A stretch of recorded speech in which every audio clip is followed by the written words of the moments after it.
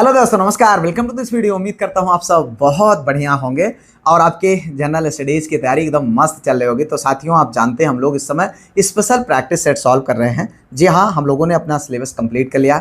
आज है set number 23। इससे पहले 22 कंप्लीट हो चुका है। ये प्रैक्टिस सेट स्पेशल इसलिए है क्योंकि इसको हमने उत्तर प्रदेश लोक सेवा आयोग के रिसेंट के जो एग्जाम्स हुए हैं उन एग्जाम्स के क्वेश्चन को शामिल करते हुए उनके पैटर्न पर इस जो है प्रैक्टिस सेट को बिल्कुल एकदम एग्जाम वाले जो है पैटर्न पर रख करके आपको देने का प्रयास किया, जो आपके एग्जाम के लिए बेहद इंपॉर्टेंट है। अगर आप चाहते हैं कि ये सब कुछ जो सुबह में जो है 7 बजे करंट अफेयर की क्लास होती है, ये चूंकि ये श्रृंखला जो है शाम को 7 बजे आपको मिलती है। इसके अतिरिक्त इस समय मॉक टेस्ट भी आपको एप्लीकेशन पर मिला, रेगुलर बेसिस पर, बिल्कुल उसमें माइनस मार्कों के सब मिला करके। तो ये अगर आप चाहते हैं तो आप हमारे इस नंबर 9565272442 नंबर पर व्हाट्सएप के माध्यम से कांटेक्ट कर सकते हैं, या फिर आप अपना एप्लीकेशन है, लिंक डिस्क्रिप्शन में है, या फिर आप गूगल प्ले स्टोर से प्रमोद पाल जी ऐसे टीचर सर्च करके आप उसको प्राप्त कर सकते हैं, जहां पर बिल्कुल आपको आपके एग्जाम ओरिएंटेड हम पूरा जो है इंपॉर्टेंट मटेरियल प्रोवाइड कर रहे हैं। आइए भैया शुरू करते हैं यहाँ से आज के इस जो है प्रैक्टिस सेट की जर्नी को।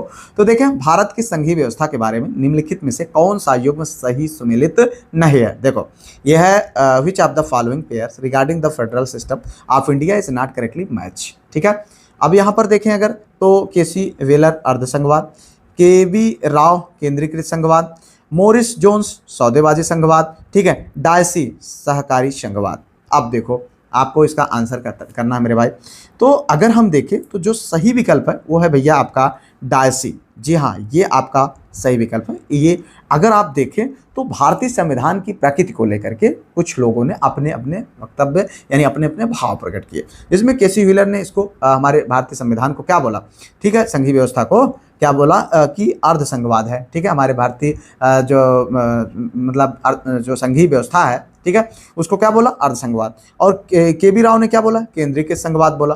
मोरिस जोन्स ने क्या बोला, सौदेबाजी संघवाद बोला। लेकिन डायसी का ये जो सहकारी संघवाद बताया जा रहा है ये आपका गलत है। ठीक है, तो इस तरीके से आगे बढ़ो भाई। अगला क्वेश्चन अब देखते हैं यहाँ पर 2024 में जारी अंतरराष्ट्रीय, ठीक है, ये बौद्धिक संपदा सूचकांक में भारत किस स्थान पर था। ठीक है, आपको आंसर करना।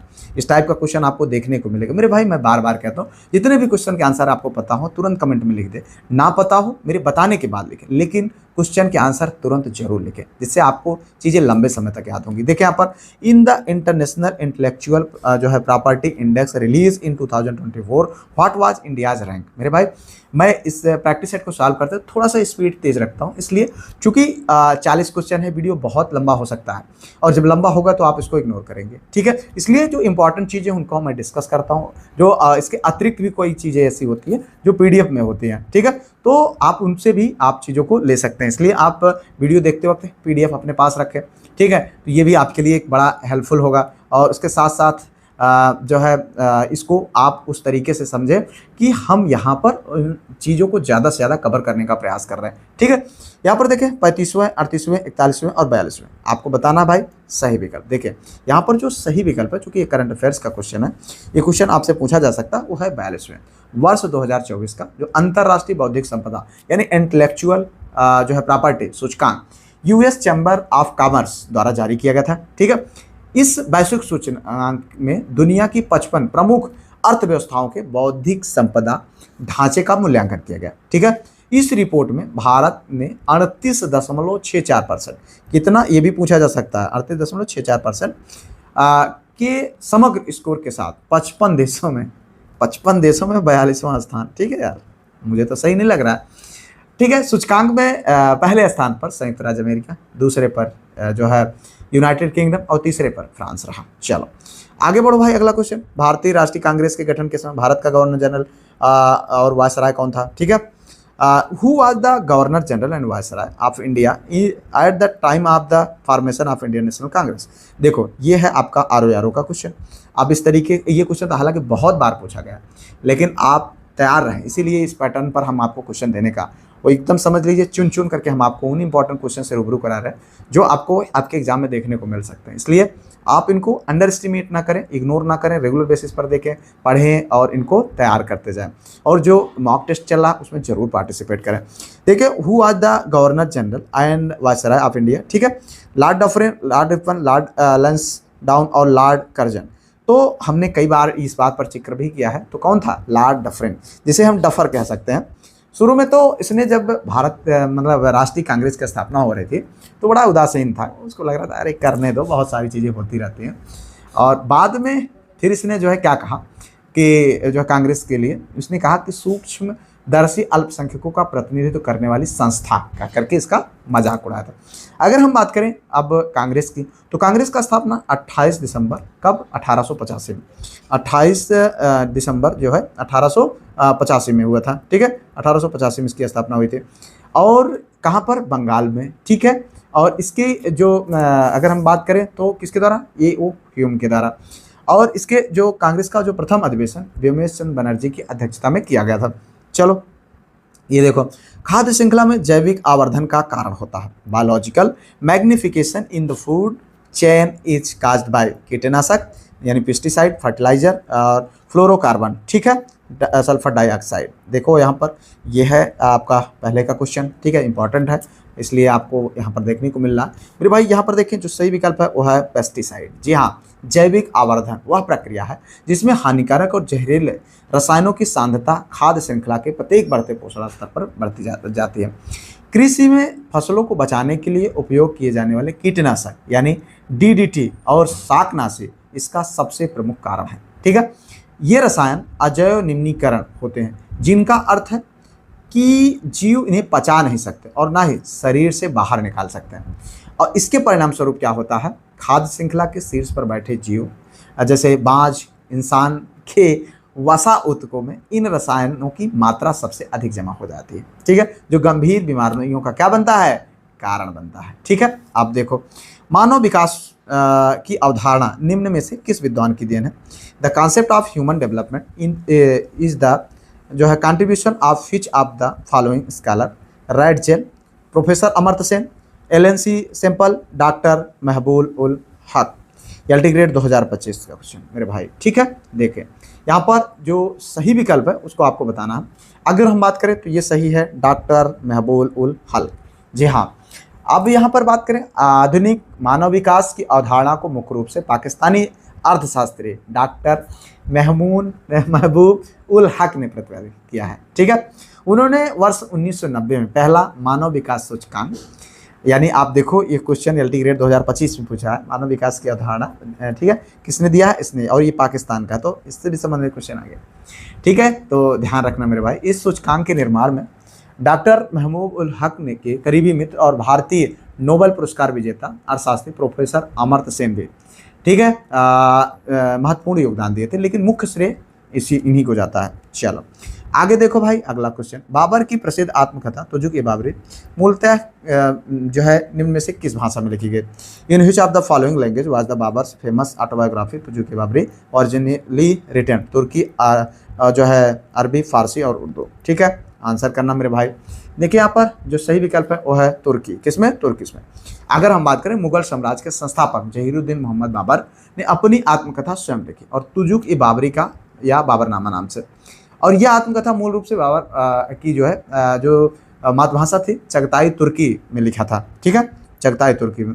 बाद में मुगल सम्राट अकबर के शासनकाल में अब्दुल रहीम खान खाना ने कब 1589 ईस्वी में जो है इसका अनुवाद फारसी भाषा में करा दिया था। ठीक है, इस पुस्तक में भारत जो है बाबर ने भारत की जलवायु, यहाँ की वनस्पतियाँ, पशु पक्षियों, भारत के तत्कालीन जो है राजनीतिक एवं आर्थिक स्थिति का बहुत ही सजीव चित्रण किया है।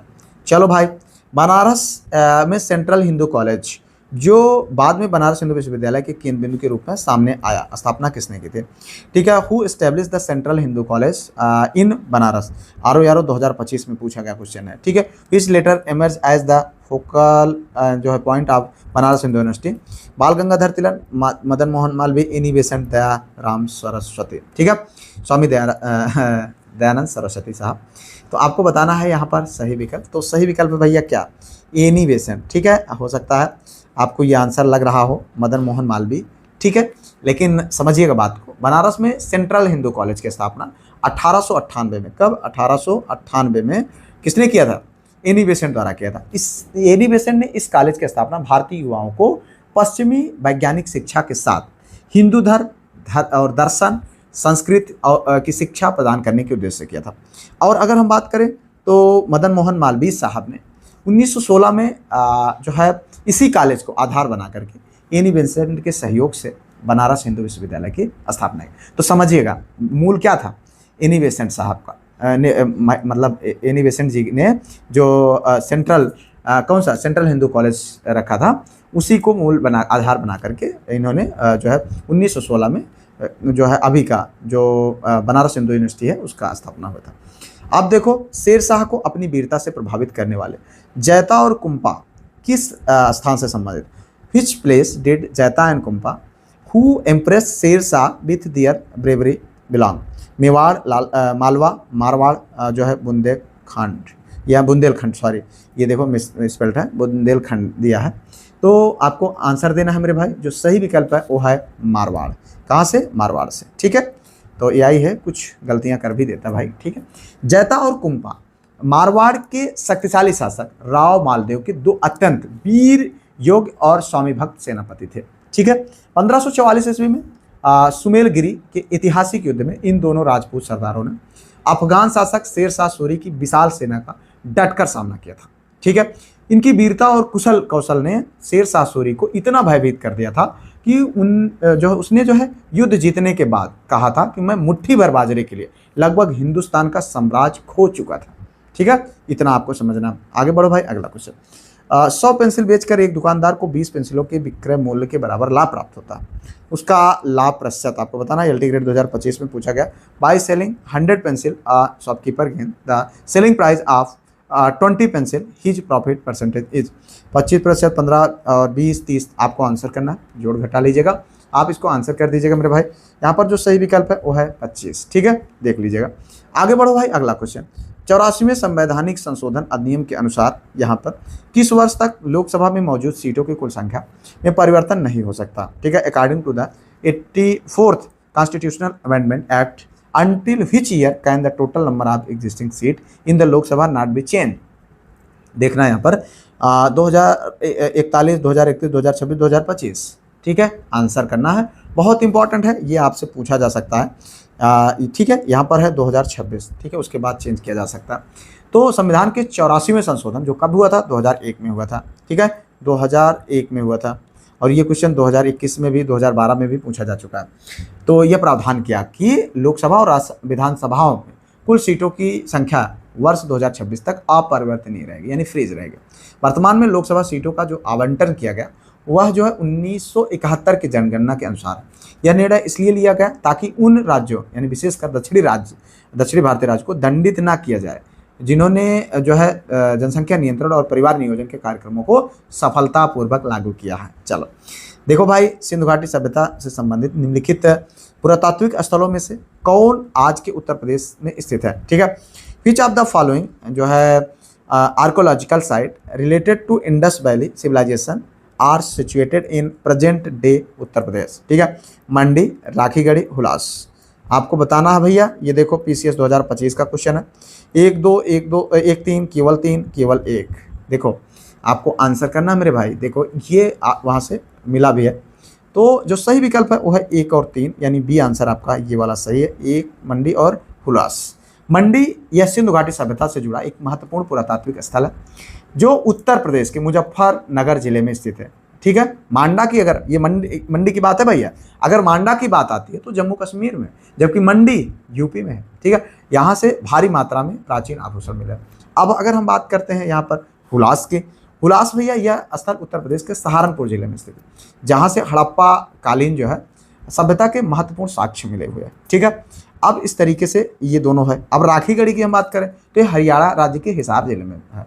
ठीक है, तो इतना आपको यहाँ पर जानना चाहिए। चलो आगे देखो, अगला क्वेश्चन। प्रसिद्ध उर्दू साप्ताहिक पत्र अल हिलाल निम्नलिखित में से किस वर्ष में प्रारंभ हुआ? ठीक है, in which of the following year was the famous Urdu weekly newspaper Al Hilal started? 1910, 1911, 1912, 1913। Answer करना यहाँ पर सही विकल्प।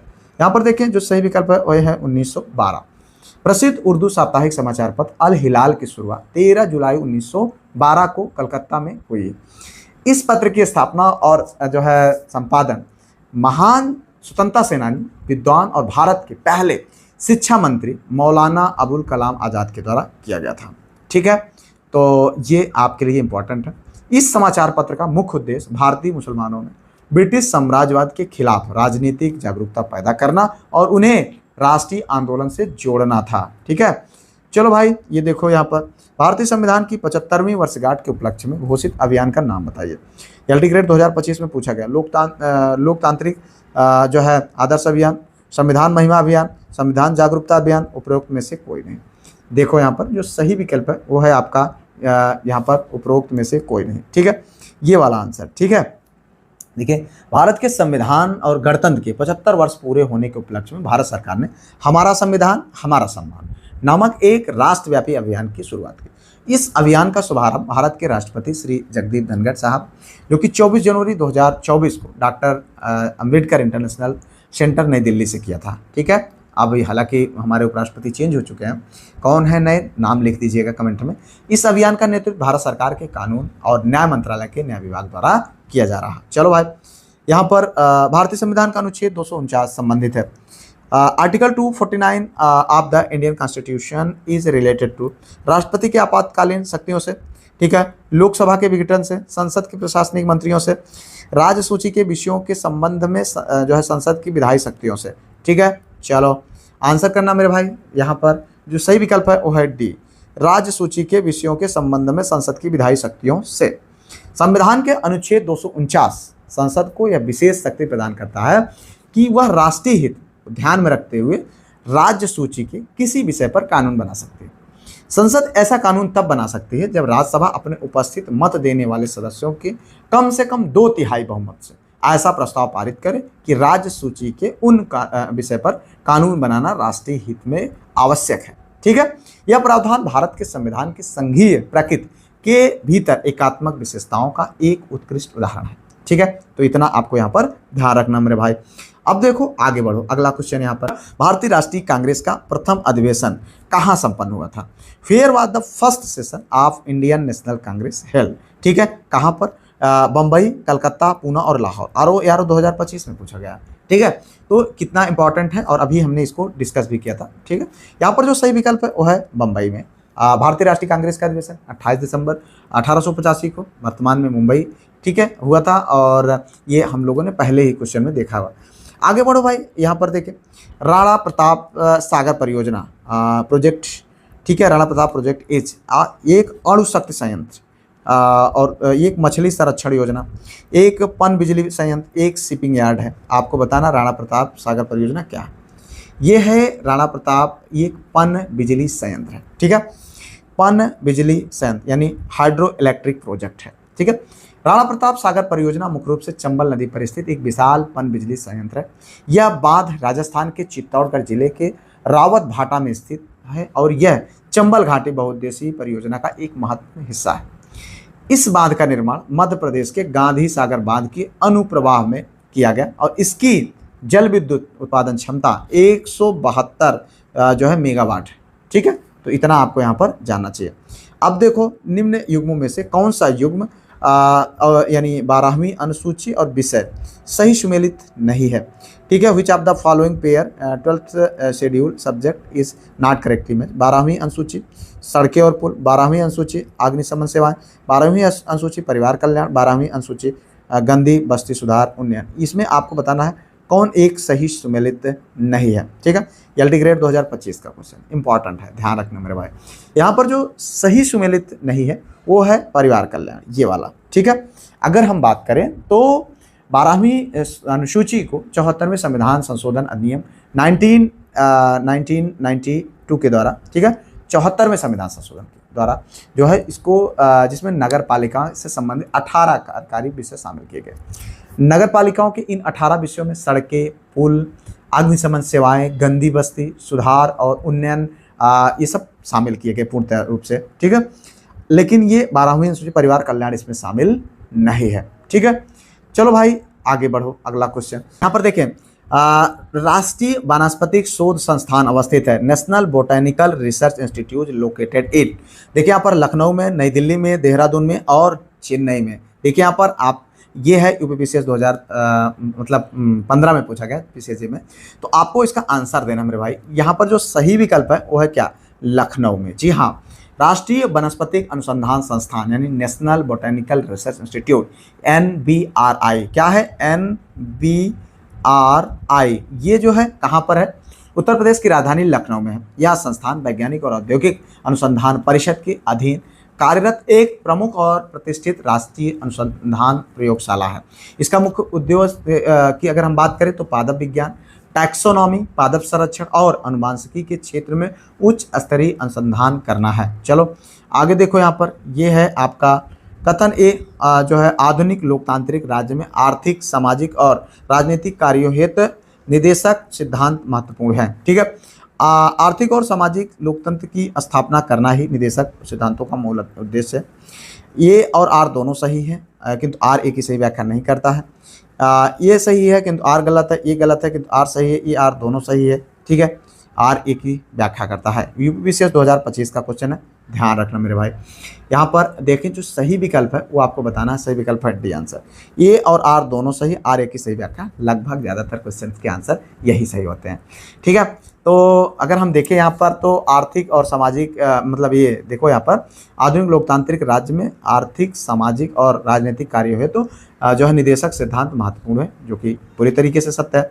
ठीक है, और उसके बाद अगर हम बात करें तो डॉक्टर भीमराव अंबेडकर के शब्दों में नीति निदेशक सिद्धांतों का मुख्य उद्देश्य जो है देश में केवल राजनीतिक लोकतांत्रिक तक सीमित न रह करके वास्तविक आर्थिक और सामाजिक लोकतंत्र की स्थापना करना है, इसलिए ये भी आपका सत्य है। तो आगे बढ़ते भैया, अगला क्वेश्चन। तेल जल की सतह पर फैल जाता है क्योंकि oil spread on the surface of water because तेल जल की अपेक्षा अधिक घना है, तेल जल की अपेक्षा कम घना है, तेल का पृष्ठ तनाव जल से अधिक है, तेल का पृष्ठ तनाव जल से कम है। ठीक है, ये ईपीओ 2002 में पूछा गया, लेकिन बहुत इंपॉर्टेंट है भाई, ध्यान रखना। ये क्वेश्चन बार बार पूछा जाता रहता है। यहाँ पर जो सही विकल्प है, तेल का पृष्ठ तनाव जल से कम है, तेल का पृष्ठ तनाव जो है जल से मतलब सॉरी यहाँ पर कम है। ठीक है, ये वाला आंसर डी आंसर आपका सही है। तरल पदार्थों का एक विशेष गुण यानी पृष्ठ तनाव क्या होता है, जिसके कारण तरल का पृष्ठ सिकुड़ करके न्यूनतम क्षेत्रफल ग्रहण करने का प्रयास करता है। जब तेल की बूंदें जल पर गिरती हैं तो फैल जाती है, क्योंकि तेल का पृष्ठ तनाव जल के पृष्ठ तनाव की तुलना में काफ़ी कम होता है। जल के अणुओं का अत्यधिक ससंजक बल, ठीक है, कोहेसिव जो फोर्स होता है, तेल की बूंदों को बाहर की ओर खींचता है, जिससे तेल पानी की सतह पर एक पतली फिल्म के रूप में फैल जाता है। ठीक है, यद्यपि यह अगर हम कहें तो सत्य है, लेकिन तेल का घनत्व जल में कम होता है, लेकिन सतह पर चारों ओर फैलने की भौतिक घटना का मुख्य वैज्ञानिक कारण अगर हम बात करें तो पृष्ठ तनाव कम होना ही है। ठीक है, चलो आगे देखो। नागार्जुन सागर बांध निम्न में जो है यहाँ पर देखें किस नदी पर निर्मित है, महानदी, कृष्णा, गोदावरी और कावेरी। एलटी ग्रेड 2025 का क्वेश्चन है। आप देखो यहाँ पर जो सही विकल्प है वो है आपका कृष्णा नदी। जी हाँ, अगर हम बात करें तो ये यहाँ पर जो सही विकल्प है वो है कृष्णा नदी। नागार्जुन बांध सागर भारत के तेलंगाना और आंध्र प्रदेश राज्यों की सीमा पर कृष्णा नदी पर बनाया गया। इस बांध का निर्माण कार्य 1955 में शुरू किया गया और 1967 में से पूरा कर लिया गया। यह भारत की सबसे बड़ी नदी घाटी परियोजना में से एक है। यह बांध सिंचाई और जल विद्युत उत्पादन दोनों में सहायक करता है, जिससे आसपास के जिलों की कृषि व्यवस्था को अत्यधिक लाभ हुआ है। चलो भैया, ये देखो आगे, हमारे सौरमंडल में सबसे जो है चमकदार कौन सा ग्रह, which is the brightest planet in our solar system. चंद्रमा, शुक्र, मंगल और बुध। ये देखो झुआ बार क्वेश्चन पूछा गया भाई, तो ध्यान रखना, बहुत इंपॉर्टेंट है ये, आप इसको ध्यान रखें। और हाँ, अभी तक आपने लाइक वाइक ना किया हो तो कर लेना यार, ठीक है, बहुत मेहनत की जाती है आपके लिए। ठीक है, ये बीनस सही विकल्प है। हमारे सौरमंडल में शुक्र सबसे चमकदार ग्रह, पृथ्वी से देखने पर सूर्य और चंद्रमा के बाद यह आकाश में तीसरी सबसे चमकीला प्राकृतिक वस्तु लगती है। ठीक है, वस्तु तो नहीं, ठीक है। इसकी अत्यधिक चमक का मुख्य कारण इसका घना वायुमंडल है, जिसमें सल्फ्यूरिक एसिड के घने जो है सफ़ेद बादल होते हैं। ये घने बादल सूर्य के प्रकाश का लगभग 70% हिस्सा आप जो है आपस अंतरिक्ष में परावर्तित कर देते हैं, जिससे यह अत्यंत चमकीला दिखाई देता है। और अक्सर भोर में पूर्व दिशा में और सूर्यास्त के बाद पश्चिम दिशा में दिखाई देने के कारण इसको क्या बोला जाता है, भोर का तारा, यानी मॉर्निंग स्टार या इवनिंग स्टार के नाम से इसको जाना जाता है। चलो भाई, जून 2025 में घोषित साहित्य अकादमी युवा पुरस्कारों के संदर्भ में निम्नलिखित में से कौन सा कथन, ये देखो पीसीएस 2025, पीसीएस 2025 का अलग ही जलवा है, ठीक है। इसलिए इनके क्वेश्चन को सॉल्व करते रहिए, क्योंकि बहुत चुन चुन करके क्वेश्चन को मैंने दिया है आपके लिए, ठीक है। इनको आप देते हैं, आप इस तरीके के पैटर्न को बिल्कुल अभ्यस्त हो जाइएगा, ठीक है। यहाँ पर देखें, घोषित साहित्य अकादमी युवा पुरस्कारों के संदर्भ में निम्नलिखित में से कौन सा कथन सही है। देखो यहाँ पर विथ रेफरेंस टू साहित्य Akademi Yuva Puraskar announce in June 2025 which of the following statement is are correct, ठीक है। युवा पुरस्कार जो है 23 भारतीय भाषाओं में घोषित किया गया। युवा पुरस्कार was announce in 23 Indian languages. इस वर्ष डोंगरी में कोई युवा पुरस्कार नहीं है, देयर इज नो युवा पुरस्कार इन डोंगरी दिस ईयर, ठीक है। चलो अब आपको बताना है यहाँ पर जो सही विकल्प होगा वो है 1 और 2 दोनों, 1 और 2 दोनों, यानी अगर हम बात करें तो ये और ये आपका दोनों विकल्प सही है। साहित्य अकादमी युवा पुरस्कार भारत में 35 वर्ष से कम आयु के युवा लेखकों को उनकी उत्कृष्ट साहित्यिक रचनाओं के लिए प्रोत्साहित करने के लिए दिया जाता है, ठीक है। तो और इसके बाद ये भी आपका, चलो भाई आगे देखो, निम्न में देशों में से किसमें सर्वाधिक यूरेनियम का भंडार, विच of the following countries has the largest जो है रिजर्व ऑफ यूरेनियम, कनाडा, रूस, ऑस्ट्रेलिया और यूएसए। देखो भैया 56 बार क्वेश्चन पूछा गया, बहुत इंपॉर्टेंट है यार, ध्यान रखना, ठीक है। यहाँ पर देखें जो सही विकल्प है वो है ऑस्ट्रेलिया। क्या है? ऑस्ट्रेलिया। विश्व में यूरेनियम के सबसे बड़े ज्ञात और प्रमाणित भंडार के मामले में ऑस्ट्रेलिया जो है पहले नंबर पर है। वैश्विक यूरेनियम भंडार का लगभग 28 से 30%, कितना 28 से 30% हिस्सा जो है अकेले ऑस्ट्रेलिया के पास मौजूद है, जिसमें ओलंपिक डैम खदान दुनिया की सबसे बड़े यूरेनियम खदानों में से एक है, ठीक है। चलो भैया, एक त्रिभुज की जो है मध्यिकाओं का प्रतिच्छेदन बिंदु कहलाता है अब देखो इसका अंतः केंद्र, लंब केंद्र, परिकेंद्र, केंद्रक। एलटी ग्रेड 2025 के मैथ का क्वेश्चन है। तो यहाँ पर जो सही विकल्प है वो है भैया केंद्रक, ये है सेंट्रॉइड। आप देखें यहाँ पर आगे बढ़ते हैं, अगला क्वेश्चन, इनमें से किस कंट्री की सीमा कैस्पियन सागर से संलग्न नहीं है? The border of which of these country is not जो है adjust to the Caspian sea? Uzbekistan, Kazakhstan, Turkmenistan, Azerbaijan. Answer करना है सही विकल्प। देखिए यहाँ पर जो सही विकल्प है वो है उज्बेकिस्तान। क्या है? उज्बेकिस्तान। कैस्पियन सागर क्षेत्रफल के हिसाब से पृथ्वी पर स्थित सबसे बड़ी अंतर्देशीय जलधारा या दुनिया की सबसे बड़ी खारे पानी की झील है, ठीक है। इसकी सीमाएं विश्व के केवल 5 देशों से लगती हैं, ठीक है, इसमें तुर्कमेनिस्तान, अजरबैजान और रूस। चलो भाई आगे देखो, निम्नलिखित विद्युत चुंबकीय विकिरण को उनकी आवृत्तियों के घटते क्रम में व्यवस्थित करना है। और in the following electromagnetic radiations in decreasing order of their frequencies, ठीक है। गामा किरणें, पराबैंगनी किरणें, रेडियो तरंगे, एक्स किरणें, ठीक है। आंसर करना है मेरे भाई। यहाँ पर आप देखें नीचे कूट भी दिया हुआ है, 1 4 3 2 1 4 2 3, ये इस तरीके से है कूट। तो पीसीएस 2025 का क्वेश्चन है, बहुत इंपॉर्टेंट है, ध्यान रखना। यहाँ पर जो सही विकल्प है वो है भैया ये वाला, ठीक है। अगर हम बात करें 1 4 2 3, ठीक है। भौतिक में विद्युत चुंबकीय स्पेक्ट्रम में जो है विकिरणों को उनकी आवृत्ति और तरंग दैर्घ्य के आधार पर मापा जाता है, ठीक है, पहला हो गया। और उसके बाद अगर हम बात करें स्पेक्ट्रम में सबसे अधिक आवृत्ति और सबसे अधिक ऊर्जा किसमें होता है? गामा किरणों में होता है, ठीक है। गामा किरणों के बाद एक्स किरणों की आवृत्ति आती है, उसके बाद पराबैंगनी किरणों का स्थान आता, उसके बाद जो है सबसे कम अगर हम बात करें तो रेडियो तरंगों का। तो ये इस तरीके से आगे बढ़ो। अगला क्वेश्चन भाई, 34वां सरस्वती सम्मान 2024 किसे प्रदान किया जाएगा?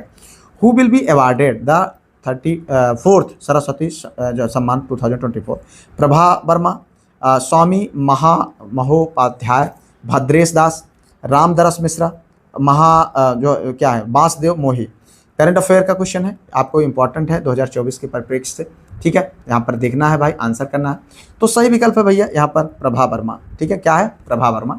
सरस्वती सम्मान के बिरला फाउंडेशन द्वारा जो है 1991 में स्थापित भारत का एक अत्यंत प्रतिष्ठित साहित्यिक पुरस्कार मलयालम भाषा के प्रसिद्ध कवि और साहित्यकार प्रभा वर्मा को उनके काव्य उपन्यास रौद स्वात्विकम के लिए प्रतिष्ठित जो है सरस्वती सम्मान से सम्मानित किया गया है। इस सम्मान के अंतर्गत विजेता साहित्यकार को एक प्रशस्ति पत्र और एक स्मृति चिन्ह और 15 लाख रुपए की नगद राशि दी जाती है। आगे बढ़ो भैया, अगला क्वेश्चन, निम्नलिखित में से कौन सा रोग वायरस से नहीं होता है? Which of the following disease is not caused by the A virus? Mumps, diphtheria, rabies और हेपेटाइटिस, ठीक है। आंसर करना है, यहाँ पर देखें क्या सही विकल्प है? डिप्थीरिया। जी हाँ, ये आपका सही विकल्प है, ठीक है। अगर हम बात करें, डिप्थीरिया एक अत्यंत संक्रामक और गंभीर जीवाणु संक्रमण है जो जो है कोरी ने बैक्टीरियम डिप्थीरिया नामक बैक्टीरिया के कारण होता है, ना कि वायरस के कारण। ठीक है, चलो भाई आगे देखो। यहाँ पर निम्नलिखित में से कौन सा पदार्थ पृथ्वी पर प्राकृतिक रूप से पाया जाने वाला सबसे कठोर पदार्थ है? विच of the following substance is the hardest naturally occurring substance of earth? ठीक है, ग्रेफाइट, बुटजाइट, बोरान नाइट्रेट, लोहा और हीरा। तो यहाँ पर जो सही विकल्प है, आप देख रहे हैं ना भैया, ये चमक रहा है कितना सुंदर, हीरा। जी हाँ, सबसे क्या पूछ रहा है? निम्नलिखित में से कौन सा पदार्थ पृथ्वी पर प्राकृतिक रूप से पाया जाने वाला सबसे कठोर पदार्थ है? तो कौन है? डायमंड। जी हाँ, हीरा जो है पृथ्वी पर प्राकृतिक रूप से पाया जाने वाला सबसे कठोर ज्ञात पदार्थ है, जो मोहम स्केल पर 10 की सर्वोच्च रेटिंग रखता है। किस पर? मोहम्स रेटिंग पर। ठीक है, चलो भाई, पित्ताशय में उपस्थित पत्थर निम्नलिखित में से किसका पाचन प्रभावित करता है? ठीक है, stone present in the gall bladder affect the जो है digestion of which of the following? Protein का, वसा का, कार्बोहाइड्रेट का, न्यूक्लिक अम्ल का? आंसर करना सही विकल्प का। यहाँ पर देखो सही विकल्प है फैट का। जी हाँ, अगर हम बात करें मानव शरीर में पित्ताशय में एक छोटी थैलीनुमा जो है संरचना होती है, जो यकृत बनाए रखने यानी लीवर द्वारा बनाए गए पित्तरस को संग्रहित और गाढ़ा करने का कार्य करती है। ठीक है, पित्त का रस मुख्य कार्य छोटी आंत में जाकर के भोजन में मौजूद वसा या का पाचीकरण करना, ताकि एंजाइम इसे आसानी से पचा सके। चलो भाई, यहाँ पर डीएनए में मौजूद शर्करा होती है। The sugar present in DNA is glucose, fructose, deoxyribose, ribose? Answer करना सही विकल्प। ठीक है, यहाँ पर है डीऑक्सीराइबोज। क्या है? डीऑक्सीराइबोज। डीएनए का पूरा नाम डीऑक्सीराइबोज न्यूक्लिक एसिड है, जो सभी जीवित जीवों में आनुवांशिक जानकारी को क्या करता है? वहन करता है। ठीक है, इसके नाम से स्पष्ट है कि डीएनए के न्यूक्लियोटाइड में पाई जाने वाली शर्करा डीऑक्सीराइबोज होती है, जो कि एक 5 कार्बन वाली शर्करा है। ठीक है, चलो भाई आगे देखो। इंटरनेट पर कोई भी कंप्यूटर इससे पहचाना जाता है। Any computer on the internet is identified by this? Email पता, स्ट्रीट पता, आईपी पता, इनमें से कोई नहीं। ठीक है, आंसर करना सही विकल्प यहाँ पर है आईपी एड्रेस के द्वारा। बहुत इंपॉर्टेंट है, ध्यान रखना। आगे बढ़ो भाई। आरबीआई के ओपन मार्केट ऑपरेशंस क्या है? शेयरों के क्रय और विक्रय से, जो है सिक्योरिटियों में व्यापार से, विदेशी मुद्रा की नीलामी से, सोने में सौदे से। देखो बहुत बार क्वेश्चन पूछा गया है, इंपॉर्टेंट है, आंसर करिएगा मेरे भाई। सही विकल्प यहाँ पर तो सिक्योरिटियों में व्यापार से संबंधित है। ठीक है, आरबीआई के ओपन मार्केट का संबंध किससे होता है? सिक्योरिटियों में व्यापार से संबंधित, ट्रेडिंग इन सिक्योरिटीज। ठीक है, चलो भाई, निम्नलिखित में से कौन सा कथन मुद्रा संकुचन के अर्थ की सही व्याख्या करता है? विच of the following statement correctly explain the meaning of the deflation? मुद्रा का मूल बढ़ रहा है, कीमतें बढ़ रही हैं, रोजगार बढ़ रहा है, मुद्रा आपूर्ति बढ़ रही है। ठीक है, देखो आंसर यहाँ पर आपको बताना है सही विकल्प। सही विकल्प है मुद्रा का मूल्य बढ़ रहा है, value of money is increasing. ठीक है, अगर हम बात करें तो मुद्रा संकुचन या अपस्फीति अर्थशास्त्र में वह स्थिति है जब बाजार में वस्तुओं और सेवाओं की सामान्य कीमतों में लगातार गिरावट आती है। यह मुद्रास्फीति के ठीक विपरीत है। ठीक है, कीमतें गिरने का सीधा अर्थ यह है कि मुद्रा की क्रय शक्ति या मुद्रा का मूल्य बढ़ रहा है, क्योंकि अब उतने ही पैसे में उपभोक्ता पहले की तुलना में अधिक वस्तुएं खरीद सकता है। चलो भाई आगे देखो। राजस्व घाटे की अपेक्षा राजकोषीय घाटा सदैव रहता है। The fiscal deficit will always be as compare to revenue deficit? अधिक, समान, कम, उपरोक्त में से उपरोक्त सभी। देखो ये क्वेश्चन बहुत बार पूछा गया है, ध्यान रखना मेरे भाई। यहाँ पर देखिए जो सही विकल्प है वो है अधिक रहता है। क्या रहता है? अधिक रहता है। ये है राजस्व घाटे की अपेक्षा राजकोषीय घाटा सदैव क्या रहता है? अधिक रहता है। और अगर हम बात करें राजस्व घाटे यानी रेवेन्यू डिफिसिट तब उत्पन्न होता है जब सरकार का कुल राजस्व दिन प्रतिदिन का खर्चा जो होता है उसकी मुख्य राजस्व प्राप्तियों यानी कर आदि से अधिक हो जाता है, तो उसके चालू खाते के लेन देन शामिल होते हैं। राजकोषीय घाटा अगर हम बात करें फिस्कल डिफिसिट अधिक व्यापक अवधारणा है। ये सरकार की कुल आय और उसके कुल व्यय के बीच का कुल अंतर है। चलो आगे देखो। भारत सरकार के विपणन एवं निरीक्षण निदेशालय का मुख्यालय स्थित है। The headquarter of the directorate of marketing and जो है inspection of the government of India is located at Ghaziabad, Ahmedabad, Hyderabad, Faridabad. Answer करना है सही विकल्प। तो यहाँ पर सही विकल्प है फरीदाबाद में। ठीक है, विपणन एवं निरीक्षण निदेशालय भारत सरकार के कृषि एवं किसान मंत्रालय के अधीन कार्य करने वाला एक संलग्न कार्यालय है। ठीक है, जो कहाँ पर है? फरीदाबाद में। यह महत्वपूर्ण राष्ट्रीय निदेशालय मुख्य कार्यालय जो है हरियाणा के फरीदाबाद शहर में स्थित है। इसकी स्थापना की बात करें तो 1935 में, कब 1935 में किया गया। इसका मुख्य उद्देश्य कृषि उत्पादों में विपणन को बढ़ावा देना और नीतियों का क्रियान्वयन करना। ठीक है, चलो भाई ये देखो, उत्तर प्रदेश में एक बब्बर शेर सफारी स्थापित किया जा रहा है। कहाँ? ये lion safari is being establish in Uttar Pradesh, Balrampur में। देखो ये 2013 और के सापेक्ष में था, मतलब हो चुका है। इटावा में, महाराजगंज में, पीलीभीत में। ठीक है, तो उत्तर प्रदेश के सापेक्ष में उस समय क्वेश्चन पूछा गया था, तो ये था। हालांकि अब ये बन चुका है, कहाँ पर है? इटावा में। ठीक है, चलो भाई आज के सेकंड लास्ट क्वेश्चन की ओर बढ़ते हैं। कौशल विकास योजना बढ़ाते थे, स्किल डेवलपमेंट स्कीम इंक्रीज मानव पूंजी, भौतिक पूंजी, कार्यशील पूंजी, स्थिर पूंजी। ठीक है, आंसर कर देना फटाक से। ठीक है, यहाँ पर देखिए क्या, मानव पूंजी। जी हाँ, मानव पूंजी, ह्यूमन कैपिटल। सरकारी कौशल विकास योजनाएं का प्राथमिक उद्देश्य देश के युवाओं को बाजार की मांग के अनुरूप औद्योगिक कौशल और तकनीकी प्रशिक्षण प्रदान करता है। जब देश के नागरिकों को उचित शिक्षा, प्रशिक्षण और स्वास्थ्य सुविधाएं प्रदान की जाती है तो उनकी कार्यक्षमता, उत्पादकता और ज्ञान में वृद्धि होती है। अर्थशास्त्र की भाषा में इसे मानव पूंजी का निर्माण कहा जाता है। ठीक है, तो भैया आज के इस अंतिम क्वेश्चन की ओर बढ़ते हैं। टैगा वन विशिष्टता। Taiga forest is characteristic of भूमध्य रेखीय क्षेत्र के, उष्णकटिबंधीय क्षेत्र के, उपोष्णकटिबंधीय क्षेत्र के, समशीतोष्ण क्षेत्र की। ठीक है, आंसर करना। यहाँ पर जो सही विकल्प है वो है समशीतोष्ण क्षेत्र की। ठीक है, यहाँ पर आप देखें ये है समशीतोष्ण क्षेत्र की। ठीक है, बहुत इंपॉर्टेंट है, कई बार पूछा जा चुका है, आपको भी आपके एग्जाम में देखने को मिल सकता है। हम बात करें टैगा वन, जिन्हें अक्सर बोरियल वन में भी कहा जाता है। क्या कहा जाता है? बोरियल वन भी कहा जाता है। मुख्य रूप से उच्च अक्षांशों वाले ठंडे समशीतोष्ण या जो है आर्कटिक क्षेत्रों की एक प्रमुख भौगोलिक विशेषता है। ये वन उत्तरी गोलार्ध में, उत्तरी अमेरिका, यूरोप, एशिया में फैले हुए पृथ्वी के सबसे बड़े स्थलीय बायोम हैं। ठीक है, इन वनों की सबसे प्रमुख विशेषता यह है कि शंकुधारी पेड़, ठीक है, ये देखो आप, शंकुधारी पेड़ बहुतायत में पाए जाते हैं, जैसे पाइन, स्प्रूस, फर। इन पेड़ों की पत्तियां जो है सुई की तरह नुकीली होती हैं। ठीक है, और भूमध्य रेखीय और उष्णकटिबंधीय क्षेत्रों में चौड़ी पत्ती वाले सदाबहार वर्षावन पाए जाते हैं। टैगा वन ठंडे समशीतोष्ण जलवायु की पहचान है। तो इस तरीके से हम लोगों ने यहाँ पर इंपॉर्टेंट उन क्वेश्चन को देखा जो आपको आपके एग्जाम में देखने को मिल सकते हैं। उम्मीद करते हैं ये वीडियो आपके लिए बहुत ज़्यादा कारगर साबित होगा। और अभी तक आपने अगर वीडियो को लाइक, चैनल सब्सक्राइब, शेयर नहीं किया है तो कर लीजिएगा। एप्लीकेशन डाउनलोड करिए और ये सारा कुछ PDF के रूप में जो टेस्ट कराई जा रही है उसमें, और सारा कुछ आप अपना एक जगह पे प्राप्त कर लीजिए।